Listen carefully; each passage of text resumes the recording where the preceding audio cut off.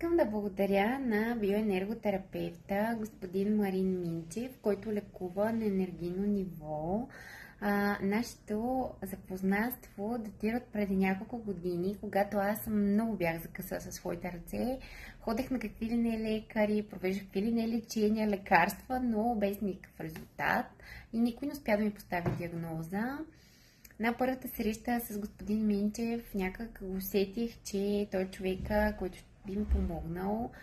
Доверихме се и наистина с два сеанса, като ми пусна и стволови клетки, които страшно много ми помогнаха и нямам вече помен от въпросните болки, проблеми в ръцете си от доста време.